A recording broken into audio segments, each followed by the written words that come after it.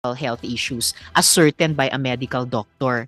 So samantala ito pong kay Alice Go, walang kalakip na anumang medical certificate ang kanyang letter. And while with Senator Nancy, we definitely recognize the importance of mental health. We also really do not want to set a precedent in which mental health is invoked to skirt the obligation to appear before a Senate committee. And with the Senate President pro tempore and Senator Nancy, we find her claims in the letter devoid of credibility. Therefore, before the chair acts on the motions regarding contempt or warrant of arrest and additional subpoena, the chair would just like to make of record that we are in receipt of a letter from the attorneys at law of Mr. Marion Ryan Chua, Edwin Ang, and Julian Linsangan III, saying that they received the email inviting them to appear here, but they are respectfully informing the Senate that they have a conflict of schedule, as they are also scheduled to file criminal and civil cases on said date.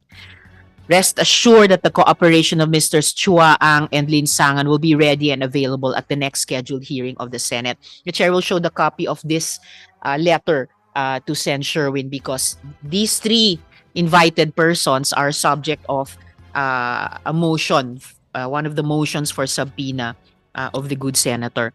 So, at this point, the chair rules to the chair rules to cite in contempt Alice Guo or Guo Huaping, and for her to issue the warrant of arrest as moved by the Senate President pro tempore. The chair also rules to cite in contempt Nancy Gamo and Dennis Cunanan. Additionally, the chair rules on the motion of Senator Sherwin to cite in contempt Wen Yi Lin, Siemen Leal Guo, Jiang Jung Guo, I hope I'm pronouncing his name correctly, and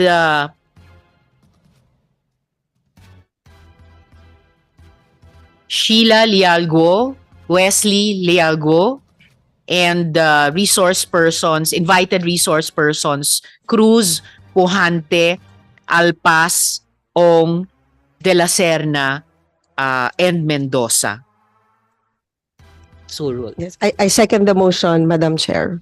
Thank you, Senator Nancy. The chair has ruled, and with the concurrence of Senator Nancy and hearing no objections, so ruled. Additionally, the chair rules on the motion of Senator Sherwin to subpoena before this committee invited resource persons Baterna, Mascarenas, Banda, Jingguo, I hope I'm pronouncing that correctly as well, Tan, Salcedo, Alejandre, and I need to check my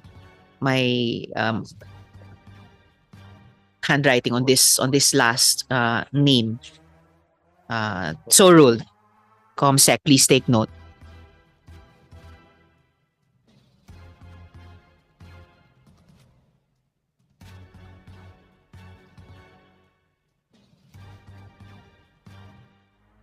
Madam Chair, if I may. Yes, Sen. Jinggoy. This representation wants to be clarified. If the chair already ruled that to cite those mentioned by Senator Sherwin in contempt, may I know if it is automatic if we are going to issue a warrant of arrest for those persons, for those resource persons who failed to attend this hearing, Madam Chair?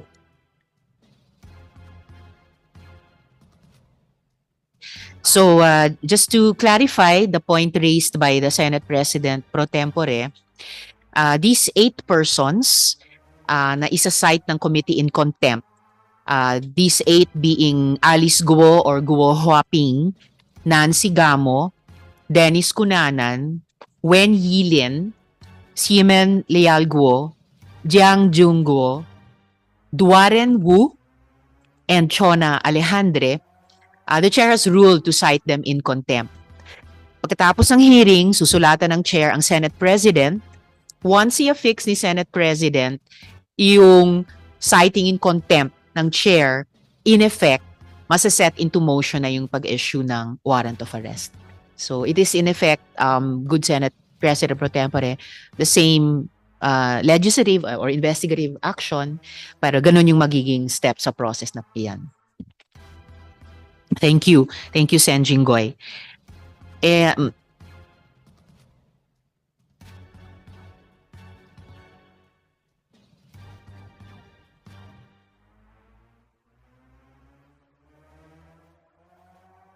And just to repeat for the record, for sure, on this matter of contempt for the 8 named resource persons, they are cited in contempt. I so rule.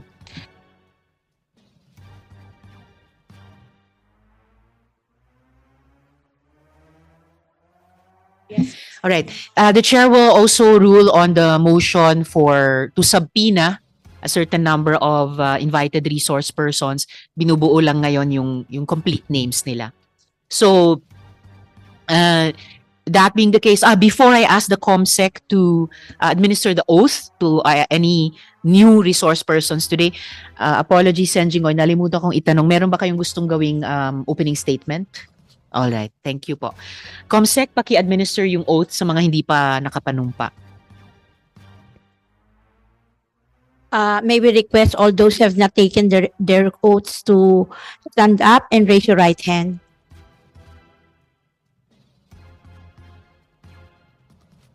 Do you swear to tell the truth, the whole truth, and nothing but the truth in this public hearing investigation? Please sit down. Thank you. Thank you, resource persons, at salamat din po, COMSEC. Let's begin, please, this morning with the NBI. Thank you. So, Attorney Magno, Assistant Director.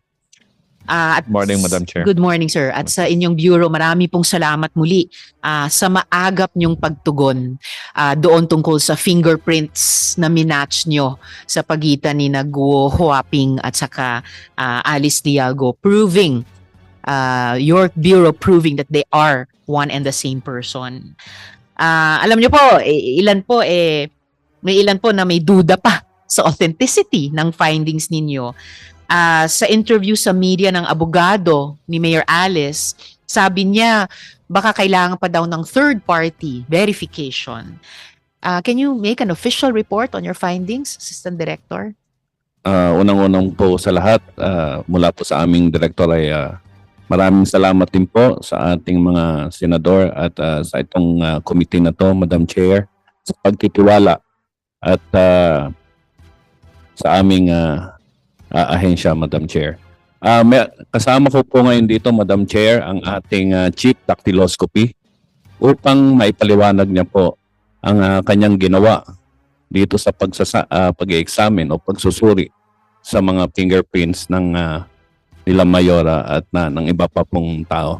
Nandito po si Dr. Kahanding, ang aming hepe po ng dactyloscopy upang ipaliwanag. Maraming salamat po, Madam Chair.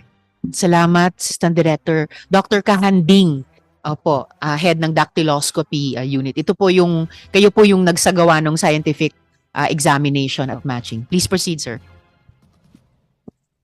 To the honorable members of the committee, good morning to everyone.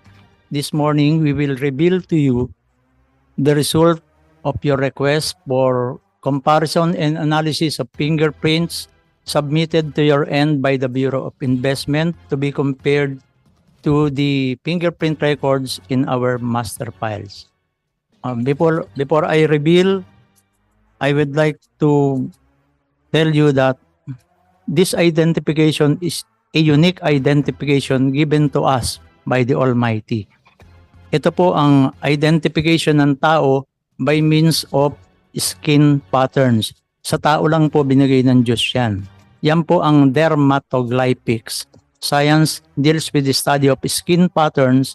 Sa 4 branches po niyan, meron po tayong dactyloscopy sa daliri, chiroscopy sa palad, and podoscopy sa talampakan at ang poroscopy po sa sweat pores. Ngayon, dito po ngayon tayo sa dactyloscopy. Dactyloscopy, it is positive identification po, unique identification, infallible means of identification, meaning to say it is incapable of error, absolute perfect identification. And our result is bounded by the three dogmatic principles of fingerprints. We have the principle of constancy or the principle of permanency, meaning to say that fingerprints are immutable, perennial, and individual from the beginning of the third month of the embryonic period until decomposition sets in after death. Kaya po, Dr. Kahanding, yung fingerprints nung batang o menor de edad na Guo Huaping dun sa application para sa Special Investors Resident Visa nung kanyang ina ay kaya niyong ikumpara dun sa adult fingerprints Opo. nung Alice Leal Guo. Opo. Okay po. Kasi hindi po siya magbabago from mula nung pinanganak po tayo hanggang ngayon. Size lang po ang magbabago. Wala pong pagbabago yun. We have also the principle of variation, meaning to say that no two prints of different person nor the neighboring fingers of the same person has ever been found to be identical in all respects. Bilyon po ang tao sa mundo, wala po tayong magkatulad na fingerprints, even identical twins, triplets, quadruplets, quintuplets, o kahit ilan pa pong bata ang sabay-sabay pinanganak, wala pa rin pong magkakatulad na fingerprints. Kahit yung isang tao po, sa 10 daliri mo, wala pa rin pong magkakatulad dyan. Kaya yan po ang unique identification natin. And we have also the principle of infallibility, means that man's fingerprint cannot be forged. You can alter your signature, your handwriting, you can forge your handwriting, but you cannot forge your fingerprints. Katunayan po, ang China po, ang isa sa pioneer ng fingerprint identification, yung kay Emperor Tenzin of China, 246 BC, siya po ang nag-introduce ng fingerprint. Ginagamit po yan in signing of contracts, documents, signature. Yan po ang best signature na hindi mapo-forge. Kaya po sa findings namin, we are 100% sure na tama po at tinatanggap po ang findings ng NBI ever since sa lahat po ng court dito po. Okay, I will present to you first. Ma'am, So sabi niyo, Doctor, ever since tinatanggap ang findings ng NBI Opo. sa lahat ng korte na hindi humihingi ng third party independent investigation yung mga korteng Opo. iyon. Salamat po. Please proceed. Ma'am, ito po yung sinubmit nyo sa amin na galing sa Bureau of Investment. Galing po sa Bureau of Investment. Ito po yung galing na sinubmit nyo po sa amin. Board of Investments po. Opo. Opo. Kinumpare po namin sa mga fingerprints ni Alice Leal Guo, Sheila Leal Guo, and Wesley Leal Guo. In comparison and analysis of questioned and standard fingerprints, one print is enough to identify a person. Because in comparison and analysis, we are not only after the fingerprint pattern, but we are after the exact location and position of the characteristics found inside the fingerprint pattern. Yun, kung nakikita niyo po yung mga numbers na yan na clockwise, yan po yung mga characteristics. Kung tatanungin niyo po, how many identical characteristics are required in order to conclude that a question and standard fingerprints belong to one and the same person? Dito po sa Pilipinas, ang ginagamit po natin, 10 identical ridge characteristics. Ang sinusundan po natin, yung People versus Marciano Medina, the first case in the Philippines wherein fingerprint was used as evidence and accepted in court. Apo. Ito po ang Kailan po yung kasong iyon, Doctor? po. Dan po yung kasong iyon ng Mariano 1932 Medina. po. So almost 1932. 100 years ago. Opo. Salamat Nasa po. Philippine Reports po siya. Ito po ang enlarged photograph ng fingerprint ni Wesley Go. Ni Wesley po. Wesley Leal Go. Kinumpare po natin. Ito po yung galing sa Board of Investment na pinadala niyo po sa opisina namin. Nag-match po siya dito sa fingerprint namin sa master files. Nakakuha po kami ng 17 identical characteristics. Kaya sigurado po tayo, 7 than 10. Sorry po. Yes, hindi lamang 10, 17. Opo. Tuloy Dito po. po sa fingerprint naman ni Alice Guo, nag-match din po yung isa na sinubmit nyo from the Bureau of Investment.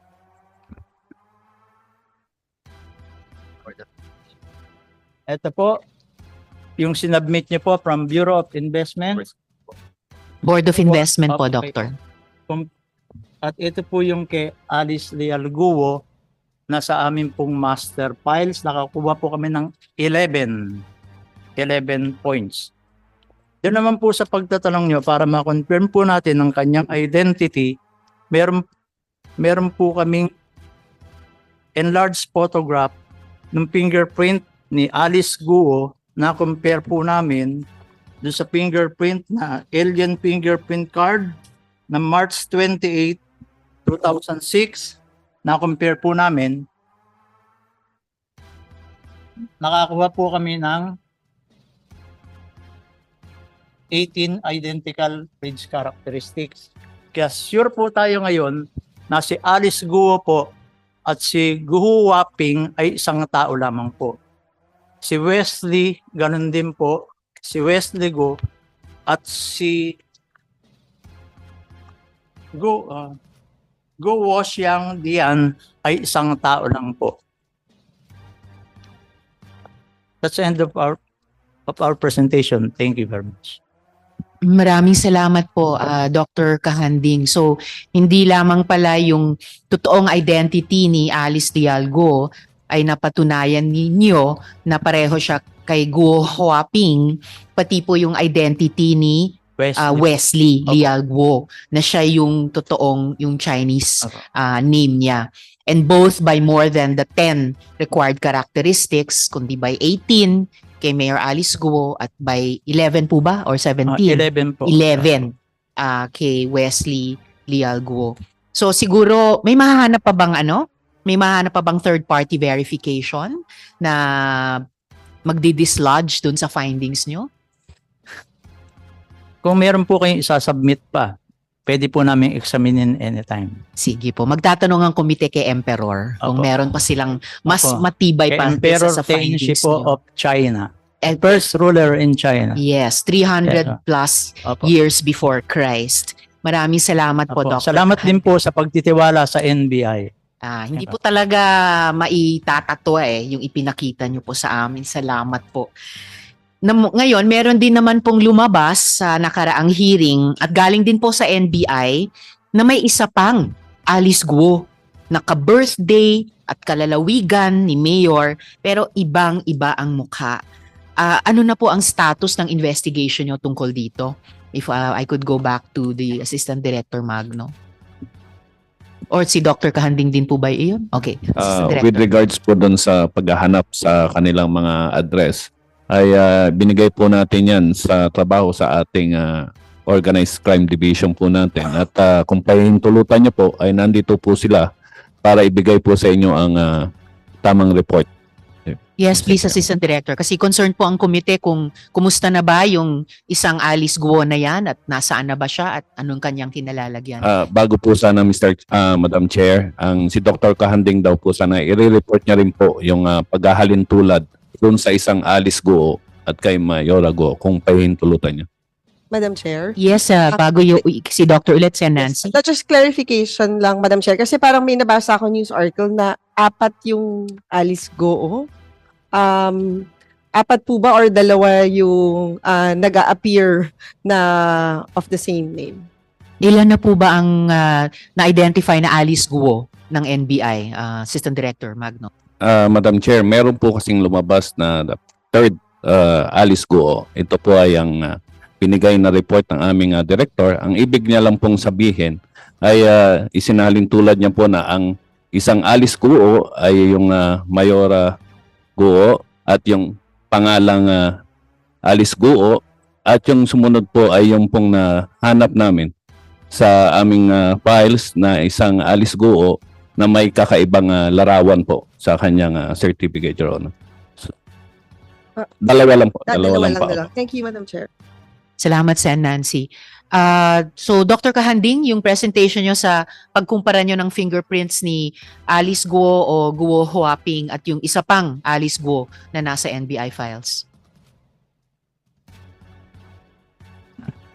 Mapapatunayan po natin na yung clearance applicant po na Alice Leal Guo na nag-apply ng NBI clearance noong November 3, 2005 ay iba po sa Alice Guo na tinutukoy na si Mayor. Malayo po yung fingerprints niya. Pwede ko pong ipakita sa inyo.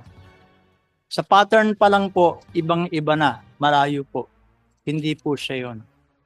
Pero dun sa comparison naman po natin ng fingerprints, dun sa ating alien card, dito po, nakakuha po tayo ng maraming puntos. Saan ang fingerprint? If I Yes, Sen. sorry. Jinggoy. Saan ang fingerprint ni Mayor dyan? Ito po. Yung isa? Ito po yung isang Alice Guo na nag-apply ng NBI clearance noong November 3, 2005. po. Nauna pong nag-apply ito. Alright. Kailan na sinabit yung fingerprint ni Mayora? Ito po, 2006 po. March 28, 2006. Kaya nauna pong nag-apply ng NBI clearance, yung hinahanap niyo pong Alice Guo na iba ang muka, na hindi yung muka ni Mayor. Alright. Thank you. Salamat, Sen. Jinggoy. At salamat, Doctor. So, hindi lang sa muka, magkaibang tao, mismong sa fingerprints, magkaiba talaga. Salamat, Doctor. So, Assistant Director Magno, yung magpe-present po ng report dun sa isa pang Alice Guo.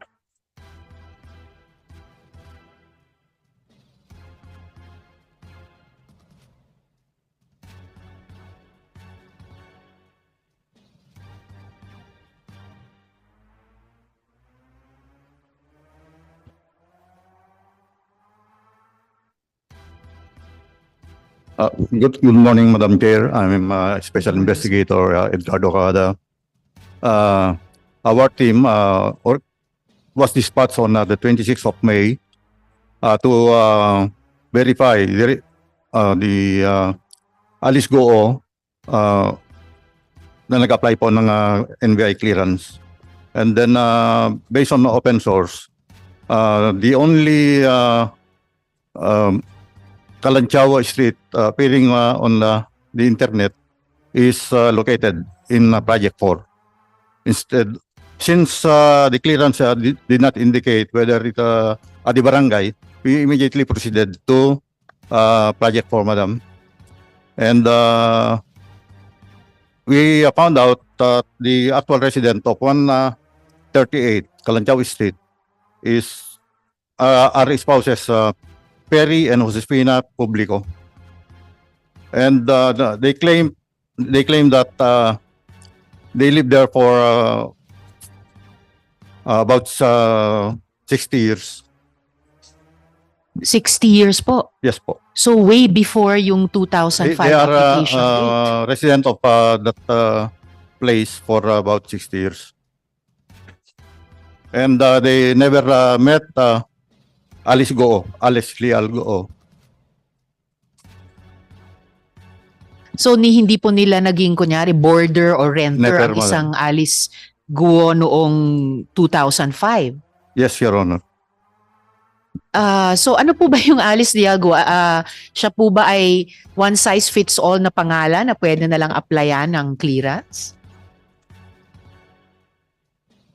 So after our verification of Project 4, Madam, we proceeded to Barangay Toro in Project 8 to verify whether Kalanchaw Street is also may be found at the Project 8. But we were able to talk to the Barangay Secretary of Barangay Toro that he claimed that the clustering of street are named after mountains and planets.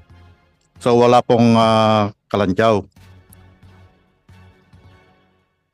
And investigator sir, meron din po ba kayong update sa mga kapatid ni Alice? Halimbawa, si Sheila Guo. Dahil ang address ng Sheila Guo ay isang Kalantiaw Street din. Nag-try din po kami, madam, pero based on the certification issued by the several barangay chairmans, ma'am, barangay chairman of Baisa, which is also on Project 8, barangay chairman of Barangay Toro, and barangay chairman of Sangangdaan, there appears no Alice Goo, Wesley Go, Amelito Go, and Amelia Leal, ma'am. So far, dun sa misteryosong paggamit ng pangalang Alice Dialgo, paggamit ng address ng Kalantiaw, may nabubuo bang teorya ang NBI? Kung meron bang parang, sabi nga din ni Sen. Nancy kanina, nakapark ng mga pangalan o nakapark ng mga address na ina-access ng mga nag-a-apply para sa clearances under false pretenses? So that the applicant secured NBI clearance to mislead anybody, ma'am. Madam Chair, if I may. Yes, Sen. Jinggoy. Mr. Kawada, bago mag-apply yung isang tao ng NBI clearance, ano hinihingi ninyo? Either they will submit two identification card cert and birth certificate. Wala kayong hinihingi ni barangay certificate na nakatira siya rin sa... Any Particular government na barangay? issued ID, sir. Ha? Government issued ID, Okay, Your Honor. base sa mga sinasabi mo, tila mo kang wala na yata tayong pag-asa na makita yung isang Alice Lealgo. We are Tama po ba? still doing our best, sir, to locate these personalities. So kung hindi ba kayo humingi ng tulong sa iba't ibang halimbawa yung ating Philippine National Police, hindi ba kayo humingi ng assistance para tulungan kayo? We seek assistance from other agencies, sir, like LTO. So And, do you think mahanap nyo itong isang Alice Go?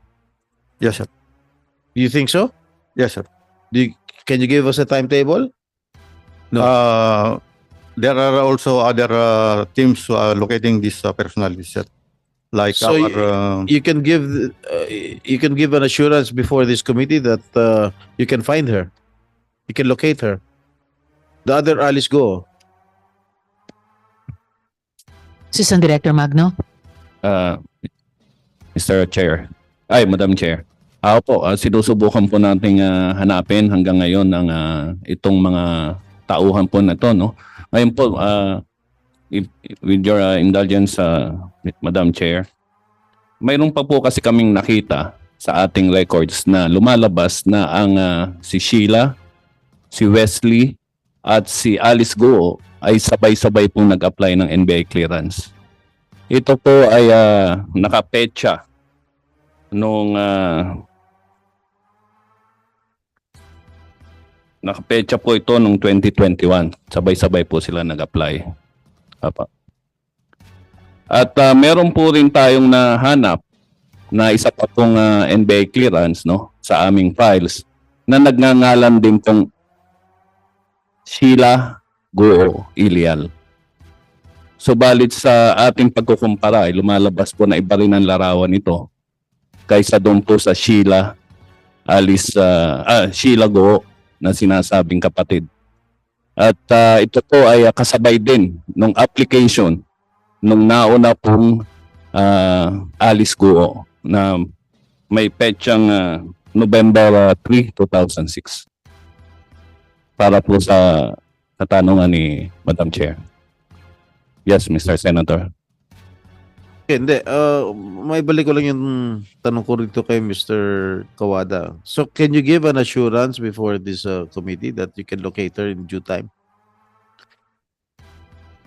Kasi sinabi mo, you were confident kanina with your answer that you can locate her. Sa mic po, Special Investigator. We will try our very best, sir, to locate. Dahil palagay ko siya na lang yung missing link dito sa investigasyon na ito. Yes. Alright, thank you. Madam Chair. Salamat.